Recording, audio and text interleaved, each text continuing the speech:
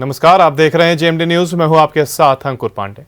2022 विधानसभा चुनाव को लेकर के सभी सियासी दलों ने अपनी रणनीति बनानी शुरू कर दी है, जिसको लेकर के पार्टियां एक दूसरे पर सवाल भी दाग रही हैं। क्या यूपी, क्या पंजाब और क्या ही उत्तराखंड, सभी जगहों पर सियासी हलचलें तेज हो गई हैं और इसी पर है हमारा खास कार्यक्रम सियासी हलचल, जिसमें हम बात करेंगे कि कौन सा सियासतदार कहां रहा।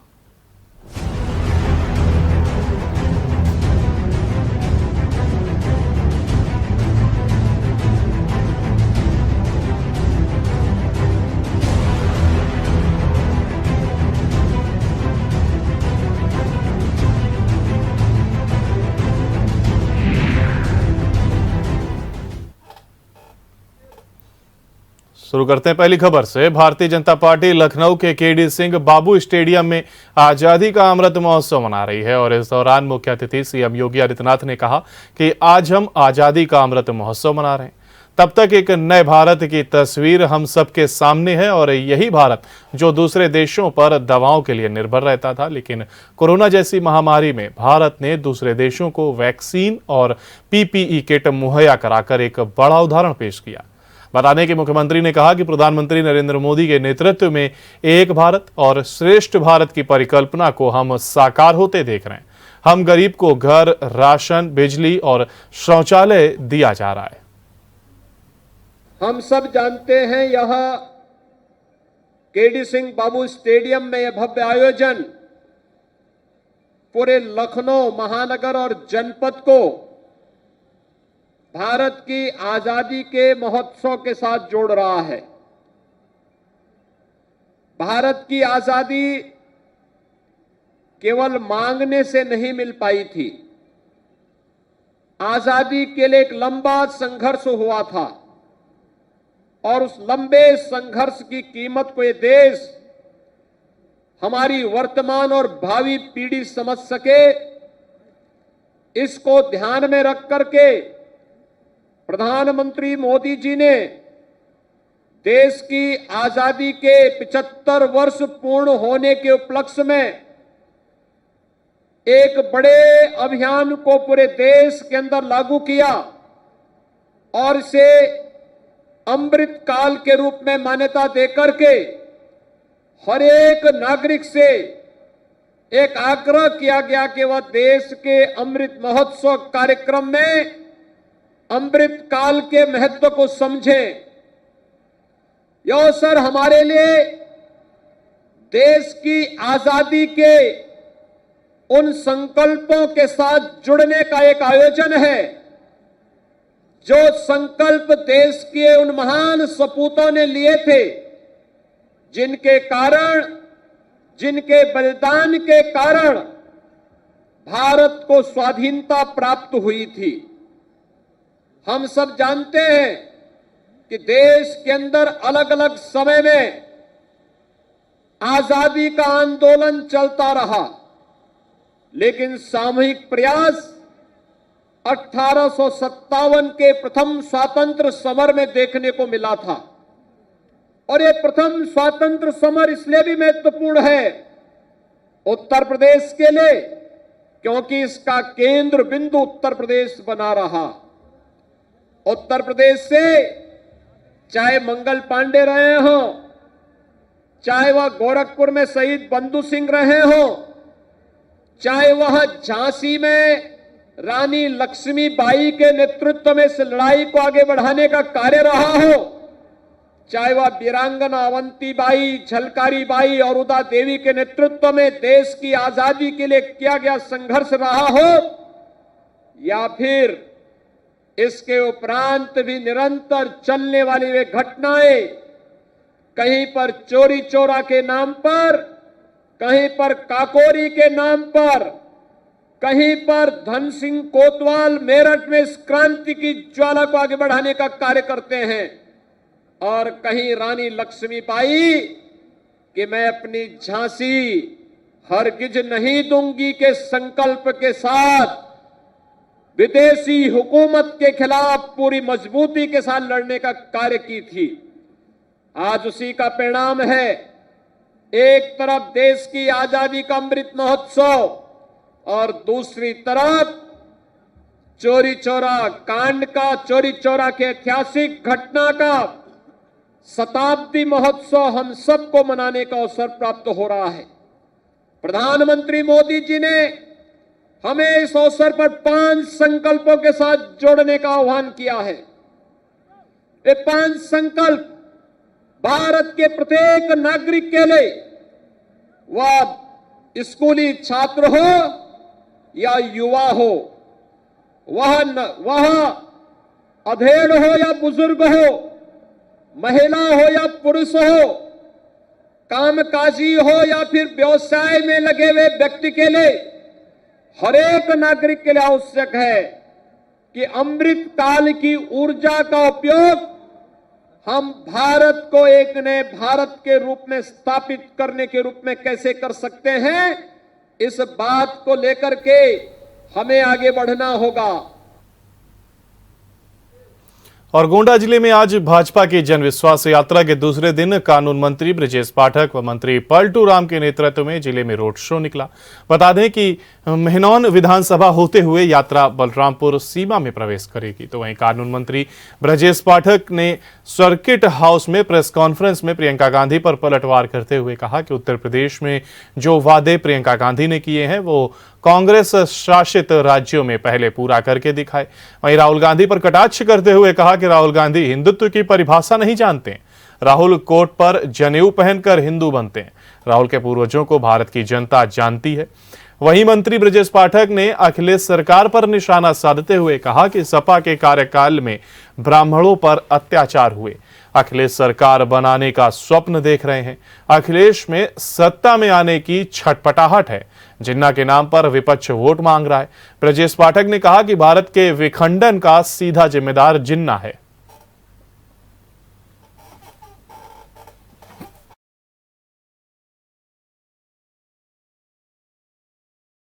विपक्षी दल है पूरी तरह से उनको ये लगता है कि जिन्ना के नाम पर वोट मिल जाएगा, जबकि हिंदुस्तान के बंटवारे का जिम्मेदार जिन्ना रहा है। और उनकी विचारधारा जो 1904 में थी और 1946 में थी, उसमें जमीन आसमान का अंतर है। अगर आप भारत के इतिहास को पढ़ेंगे, आज़ादी के इतिहास को पढ़ेंगे और जिन्ना को पढ़ेंगे, 1904 में वो हिंदुस्तान की आज़ादी की लड़ाई की शुरुआत करते हैं। लेकिन 1946 आते आते प्रधानमंत्री बनने के लिए भारत को विखंडन करने का जिम्मेदार अगर कोई है तो जिन्ना है। मैं पूरी समाजवादी पार्टी को, अखिलेश यादव को इस बात की चुनौती देता हूं कि उनको आकर के जिन्ना के समर्थन की बात खुलेआम करनी चाहिए और जिन्ना के नाम पर वोट मांगना चाहिए।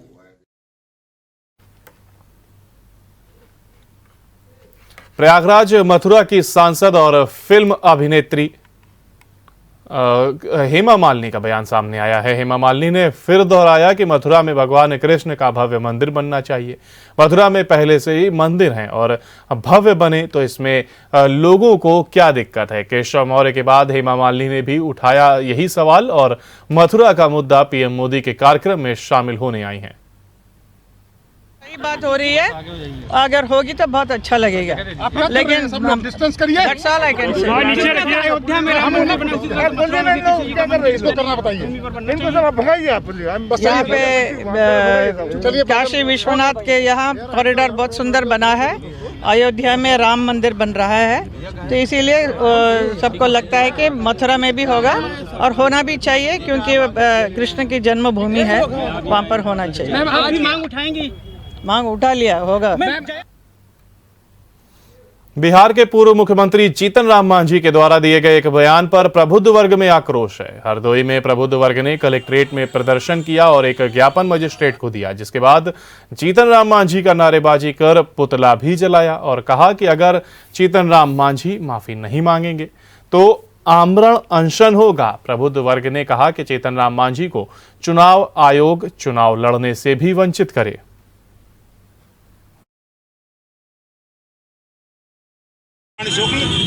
सारे भाइयों भतीजों के साथ में ब्राह्मण समाज, सवर्ण समाज, हिंदू समाज की तरफ से मैं ये सूचित करना चाहता हूँ।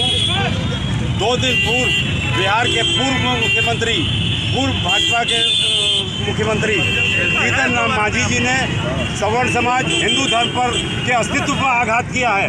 और यही नहीं, उन्होंने रामायण का अपमान किया है, क्योंकि मांझी समाज को भगवान राम ने आदर दिया था और उन्होंने जो कहा है ब्राह्मण समाज को कहा है। ये अपमान बर्दाश्त नहीं होगा। हिंदुस्तान में जो सवर्ण समाज का सम्मान करेगा वही राज करेगा, अन्यथा हम आमरण अनशन पर, यूं शुक्ला आमरण अनशन पर बैठ जाएंगे। अगर जीतन मांझी माफी नहीं मांगते हैं, चुनाव आयोग से मांग करता हूँ उनको चुनाव लड़ने के अधिकार से वंचित किया जाए। और समाजवादी पार्टी के युवा सम्मेलन में बीजेपी की केंद्र और प्रदेश की सरकारें निशाने पर रहीं। किसानों से लेकर मजदूरों, व्यापारियों, नौजवानों के मुद्दों को जोरदार तरीके से उठाया गया। कहा गया कि सपा मुखिया अखिलेश यादव का क्रेज दिन पर दिन बढ़ता जा रहा है। उनकी यात्रा में जबरदस्त भीड़ उमड़ रही है। मोदी की सभाओं में प्रशासन के तमाम जतन के बावजूद भीड़ नहीं हो रही। बता दें कि शहर के एक बैंकेट हॉल में हुए युवा सम्मेलन में जिलाध्यक्ष अगम मौर्य भी शामिल हुए और सपा के पूर्व मंत्री अताउर रहमान की ओर से आयोजित इस युवा सम्मेलन का आयोजन हुआ।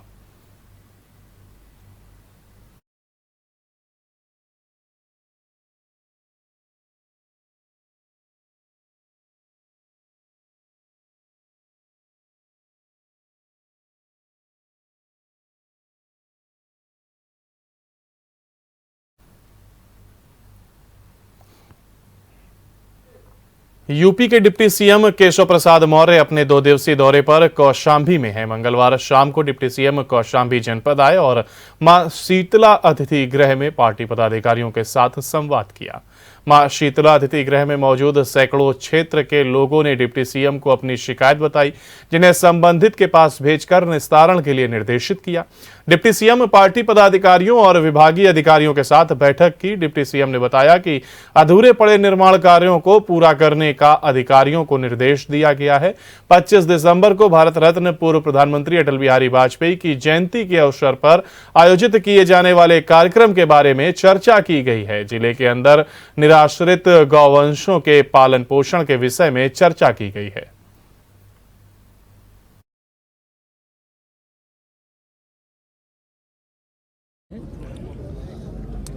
इसमें जो विकास के काम चल रहे हैं उसकी भी चर्चा हुई है। 25 दिसंबर को सुशासन दिवस है। पूज्य अटल बिहारी वाजपेयी जो भारत रत्न भी हैं, उनकी जयंती है, उसके संबंध में भी चर्चा हुई है। और जिले के अंदर विशेष तौर से जो निराश्रित गौवंश है, जिनके पालन पोषण को लेकर के समस्या थी, आज उसकी भी बड़ी विस्तार से चर्चा हुई है। किसानों के धान खरीद को लेकर के भी चर्चा हुई है। जो किसान सम्मान निधि की पात्रता रखते हैं, कुछ टेक्निकल मिस्टेक के कारण, जैसे आधार कार्ड में उनका नंबर कुछ और है, राजस्व अभिलेख में कुछ और है, उसके लिए विशेष अभियान चला करके सभी पात्र किसानों को प्रधानमंत्री किसान सम्मान निधि का लाभ मिले, इसको लेकर के भी चर्चा हुई है। किसानों को जो उर्वरक है उसकी पहले समस्या थी, वह समस्या तो समाधान हुआ ही है, लेकिन नैनो टेक्नोलॉजी से अब एक बोरी यूरिया सामान्यतः जैसे कि एक बाटल में भर करके लिक्विड में ऐसे करके आएगी। तो सरकार ने स्प्रे मशीन भी उपलब्ध कराया है, लेकिन आने वाले समय में कौशांबी के किसान बहुत प्रगतिशील हैं। उत्तर प्रदेश के मुख्यमंत्री योगी आदित्यनाथ सोनभद्र पहुंचे। यहां उन्होंने समाजवादी पार्टी पर निशाना साधा। बता दें कि सीएम योगी ने कहा कि वह भी सरकार थी जब कोई भी नौकरी निकलती थी तो एक परिवार वसूली पर निकल पड़ता था। प्रदेश नौजवान वंचित रह जाते थे। उन्होंने कहा कि पहले की सरकारों में गुंडाराज था। दरअसल योगी ने कहा कि 2022 तक सोनभद्र समेत आसपास के सभी जिलों के हर गांव में भी हर घर नल योजना के तहत शुद्ध पेयजल पहुंचाने का काम किया जाएगा। सोनभद्र जिले में पेयजल का संकट रहता था, लेकिन आज सोनभद्र के साथ आसपास के जिलों में भी हर घर नल योजना के तहत शुद्ध पेयजल मिल रहा है। उन्होंने कहा कि हमारी सरकार वृद्धावस्था पेंशन भी दोगुनी देने का फैसला किया है। साथ ही दिव्यांगजनों को भी अब 500 रुपए की जगह हर महीने 1000 रुपए पेंशन स्वरूप दिए जाएंगे।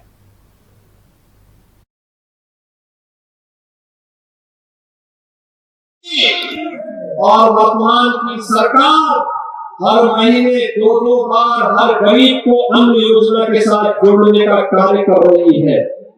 पिछली सरकार स्वास्थ्य सुविधा से वंचित करती थी, वर्तमान सरकार मेडिकल कॉलेज हर जनपद में बनाने की कार्रवाई को आगे बढ़ा रही है।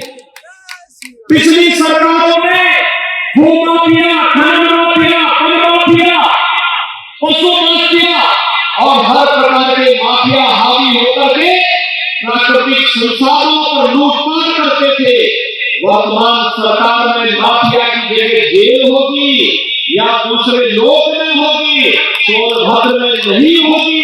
इस संकल्प के साथ सरकार ने कार्य प्रारंभ किया और अब उसका परिणाम भी आप सबके सामने है।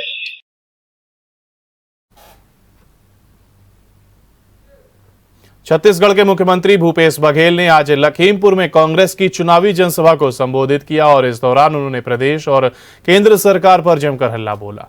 उन्होंने कहा कि सरकार ने किसानों, गरीबों का शोषण किया है, बीजेपी के लोगों ने जनता को ठगने का काम किया है। इस दौरान उन्होंने केंद्रीय गृह राज्य मंत्री टेनी के इस्तीफे की मांग की। उन्होंने कहा कि चुनाव में भाजपा की विदाई तय है।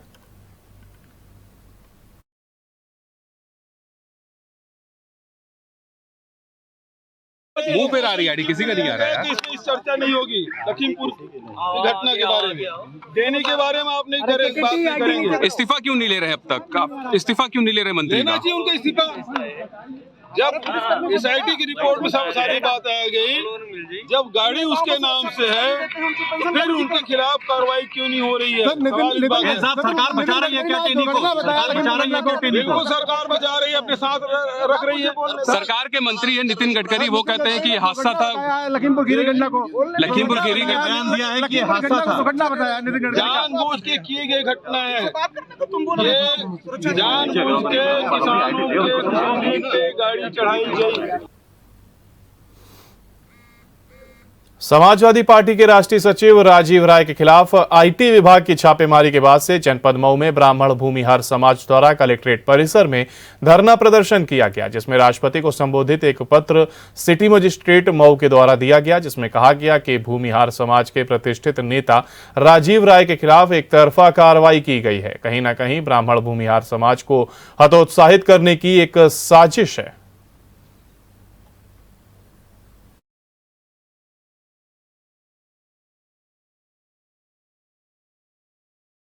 क्या हो रहा है? एक आए थे वहां से दिल्ली से, बाबा विश्वनाथ का दर्शन कर चुके थे, शपथ होने जा रही थी उनके मुख्यमंत्री की। क्या हुआ उनका? कौन? अरे नाम जानते हैं आप? वो कौन है जानते हैं? मुख्यमंत्री की शपथ होने जा रही थी, मनोज सिन्हा। दूसरे आए वहां से दिल्ली से, नौकरी छोड़ा करके बुलाया गया, वो मुख्यमंत्री बनने जा रहे थे। क्या हुआ उनका? राजीव क्या? राजीव तो बाद में आए हैं, ठीक है? यही हो रहा है। क्या हो रहा है यूपी में? अरे यूपी में क्या हो रहा है आप जानते हैं? आप हमसे क्या हो रहे हैं? किस लिए प्रोटेस्ट हो रहा है? इसलिए प्रोटेस्ट हो रहा है, एक संभ्रांत नागरिक जो यहाँ 2014 में पार्लियामेंट के चुनाव लड़े थे, एक राष्ट्रीय पार्टी के सचिव हैं और उनके खिलाफ जो इस तरह का हरकत हो रही है, उनके सुबह 6 बजे उनको जगा करके जो है उनकी जांच शुरू की जा रही, कुछ नहीं मिला। क्या भाई? भूमिहार समाज मऊ द्वारा अभी ज्ञापन दिया गया जिलाधिकारी महोदय के माध्यम से राष्ट्रपति महोदय को संबोधित, जिसमें राजीव राय के विरुद्ध की गई यानी छापेमारी के विरुद्ध उन्होंने मांग अपनी किया है कि जो गलत है। इसके संबंध में जिलाधिकारी महोदय के माध्यम से महामहिम राष्ट्रपति महोदय को प्रेषित किया। अयोध्या पहुंचे सपा के पिछड़ा वर्ग प्रकोष्ठ के प्रदेश अध्यक्ष राजपाल कश्यप ने बड़ा बयान देते हुए कहा कि इस चुनाव में राम और अल्लाह मिलकर अखिलेश को प्रदेश का मुख्यमंत्री बनाएंगे। अपने अयोध्या दौरे के दौरान सपा नेता ने कहा कि प्रदेश की जनता पेट्रोल, डीजल, गैस सिलेंडर और सरसों तेल की महंगाई से त्रस्त है, लेकिन प्रदेश सरकार कोई ध्यान नहीं दे रही है। उन्होंने कहा कि अल्लाह मल्लाह, भगवान, भोले, बजरंगबली और जनता ने इस बार बीजेपी सरकार को उखाड़ फेंकने का मन बना लिया।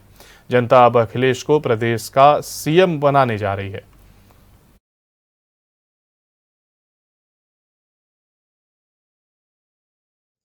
बीजेपी में सबसे ज्यादा गुंडे भरे पड़े हैं। गुंडों की सरकार है, गुंडों की, डकैतों की सरकार है, डकैतों की। दिन दहाड़े डकैती डाल रहे हैं, घरों में डकैती डाल रहे हैं, चूल्हे पे डकैती डाल रहे हैं, गैस सिलेंडर पे डकैती डाल रहे हैं, डीजल पेट्रोल पे डकैती डाल रहे हैं, सरसों के तेल पे डकैती डाल रहे हैं। महंगाई चरम सीमा पे करके लोगों की जेबों पे डकैती डालने का काम कर रहे हैं। कानपुर के बिठूर स्थित नानाराव पेशवा स्मारक पार्क में मिशन शक्ति संगम अभिनंदन समारोह का आयोजन किया गया। कार्यक्रम की शुरुआत प्रदेश की महिला कल्याण राज्य मंत्री स्वाति सिंह, महापौर प्रमिला पांडे, बिठूर विधायक अभिजीत सिंह सांगा और पुलिस कमिश्नर असीम अरुण ने दीप प्रज्वलित कर किया। कार्यक्रम में प्रतिभागी गायिका फरहान नाज ने देशभक्ति गीतों से समा बांध दिया। इस दौरान राज्य मंत्री स्वाति सिंह ने छात्राओं को महिला अधिकारों के बारे में बताकर जागरूक किया। उन्होंने कार्यक्रम को सफल बनाने के लिए पुलिस कर्मियों व अन्य लोगों को सम्मानित भी किया। इस मौके पर पुलिस कमिश्नर असीम अरुण ने छात्राओं को डायल 112 के बारे में जानकारी देते हुए कहा कि यदि आप कहीं भी असुरक्षित महसूस करें तो 112 डायल करें, पुलिस आपको तत्काल सुरक्षा प्रदान करेगी।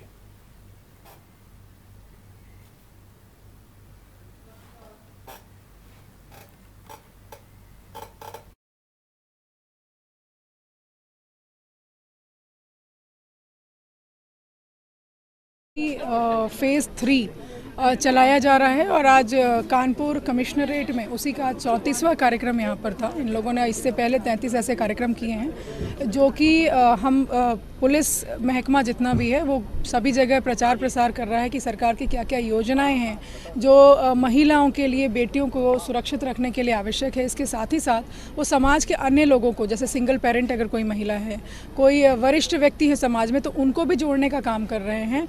उसके साथ साथ हेल्थ कैंप्स भी लगाए जा रहे हैं।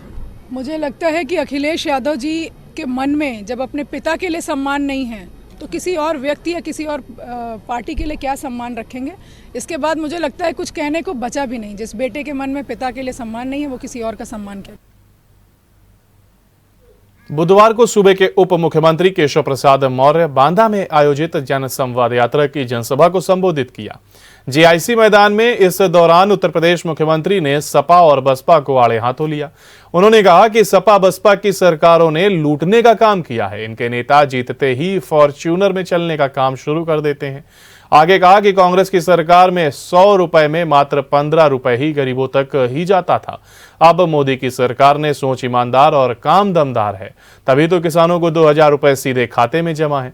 मंच पर सांसद आर के पटेल और सदर विधायक प्रकाश द्विवेदी समेत कई नेताओं ने उप मुख्यमंत्री का स्वागत किया। केंद्रीय राज्य मंत्री निरंजन ज्योति, राज्य मंत्री बाबूराम निषाद मौजूद रहे।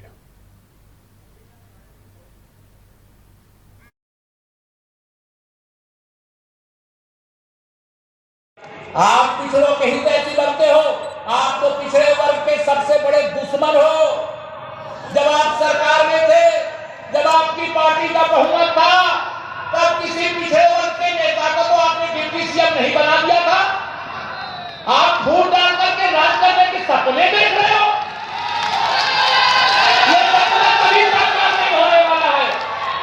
अगर हिम्मत है समाजवादी पार्टी के अध्यक्ष में कहे कि मैं मुख्यमंत्री पद का प्रत्याशी नहीं हूं, किसी ऐसे पिछड़े वर्ग के व्यक्ति को घोषित करे, वो कभी नहीं कर सकते, क्योंकि वह एक परिवार की सल्तनत है। और 2017 में मैंने कहा था कि श्री मुलायम सिंह यादव जी की सल्तनत के श्री अखिलेश यादव जी आखिरी सुल्तान हो, आखिरी। 22 की बात छोड़िए, मैं पूरे विश्वास से कह सकता हूं, पूरा प्रदेश घूम रहा हूं। अयोध्या पहुंचे बिहार के श्रम मंत्री जीवेश कुमार ने सीएम योगी की जमकर तारीफ की, तो वहीं अखिलेश यादव पर निशाना भी साधा। बता दें कि मंत्री जीवेश कुमार ने कहा कि अखिलेश यादव पिछले चुनाव में भी गठबंधन के साथ मैदान में थे, लेकिन जनता ने अखिलेश को नकार दिया था। इस बार भी यही होगा। उन्होंने कहा कि पिछले 5 वर्षों में उत्तर प्रदेश की जनता ने सीएम योगी के नेतृत्व में किए गए विकास कार्यों को देखा है। उत्तर प्रदेश अब उत्तम प्रदेश बन चुका है। विपक्ष पर निशाना साधते हुए कहा कि सपा और बसपा के शासनकाल में प्रदेश में अराजकता का माहौल था। जनता अब सपा या बसपा को प्रदेश की कमान सौंपने के मूड में नहीं है। उत्तर प्रदेश की जनता पिछले 5 वर्षों में उत्तर प्रदेश के अंदर भारतीय जनता पार्टी के कार्य को माननीय मुख्यमंत्री जी योगी आदित्यनाथ जी के नेतृत्व में हुए विकास को देख रही है। उत्तर प्रदेश आज उत्तम प्रदेश बन चुका है। उत्तर प्रदेश आज देश के अंदर एक शांत प्रदेश के रूप में जाना जा रहा है। जरा याद करिए सपाइयों के समय में उत्तर प्रदेश की क्या हालत थी, जरा याद करिए। एक बार तो मायावती ये नारा देकर सत्ता में आई थी कि सपा के गुंडों के खिलाफ उनको हटाने के लिए हमको अवसर दीजिए। और इसी के साथ हमारे इस बुलेटिन यानी सियासी हलचल में फिलहाल इतना ही। आपसे कल फिर होगी मुलाकात कुछ और सियासी खबरों के साथ। तब तक के लिए आप बने रहिए जेएमडी न्यूज के साथ। नमस्कार।